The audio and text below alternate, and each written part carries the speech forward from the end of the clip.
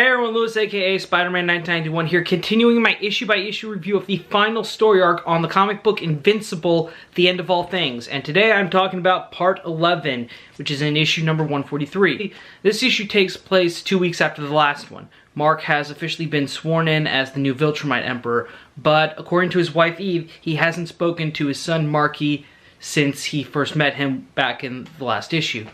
Meanwhile, Marky is angry over his mother Anissa's death, and during his temper tantrum, he inadvertently triggers his powers. Now, Mark and Eve are then called to Earth when they find out that Marky has his powers and is out of control.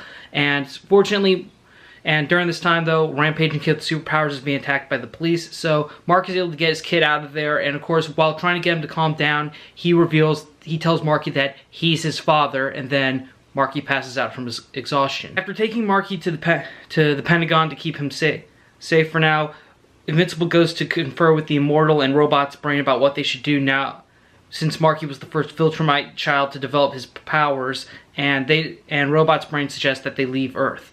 Of course, Mark decides to agree, and it's an idea he's been thinking of since he became the Emperor, because he feels like the Viltrumites could be doing more good out in the rest of the universe than just staying on Earth. The next day, Mark speaks to the other Viltrumite parents and gets them to prepare their families to leave Earth. However, on the day of departure, Scott, Anissa's husband, tells Mark that he, Marky, and Molly are not going. And that's where the issue ends. Of all the ways this title could have ended in one issue, I did not expect a custody battle. I doubt that with his powers developing, Mark would want to leave his son.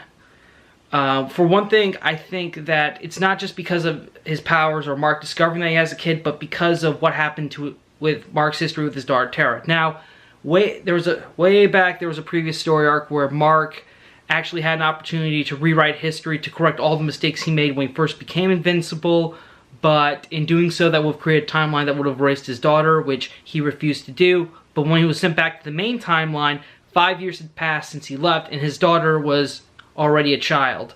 Went from his perspective a baby to a child, just like that. Now, this could be a big factor in that Mark would not want to leave his son alone on Earth. Now, what could this mean? Well, it could mean that an outcome could be Mark wanting to stay on Earth with Eve and Tara permanently, and he gives up the Viltrumite throne to someone else, or like reforms the government. But however, being the Viltrumite leader was his father's last request, and I doubt Mark's going to give it up so easily. However, Marky also found out that Mark is actually his dad. Now, this is incredibly awkward because of Markys Conception, because if you've been reading the comic book, it happened in issue 110. Anissa basically forced herself on Mark, and yeah. So, and earlier in this actual issue, when Eve was telling Mark that he should have spoken to Marky about all this, and he says like, "What am I supposed to tell him? Like, how am I going to tell him he was conceived and stuff?" And that's like definitely a big factor. And I think it's also a big dilemma too, because Mark's been gone for almost all of Marky's life, and he has to explain like, you know, where he's been and stuff.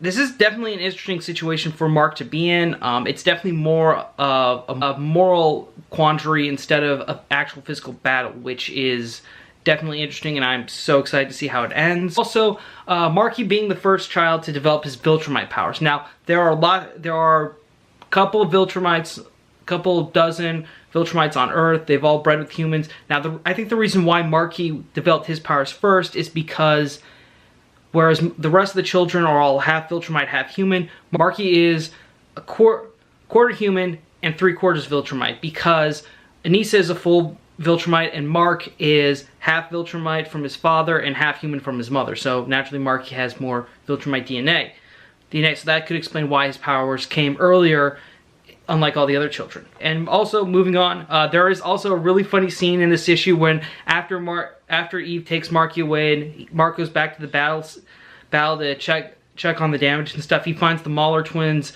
there, and he at first thinks they're like, he was gonna have to fight them, but then they're like, "Oh, don't worry, we already took up the damage." Wait, did you think you were gonna have to fight us again? That's just a hilarious scene, and it's a really funny sort of meta commentary about superhero comics that we've seen throughout the series in Invincible, and it's just one of the reasons why I love this title so much, and I'm sad to see it go. The End of All Things is going very strong. Has been a fantastic end to a fantastic story story. Robert Kirkman and Ryan Ottley have outdone themselves. I cannot wait for the final issue coming out soon this month. If you haven't read Invincible yet, I'd say go to the very beginning and start there, because this is one comic book series. If you love superhero comics, this is something that you should definitely read. Okay, that's it for me. Thank you again for watching. I'm Spider-Man 1991 saying, see you later.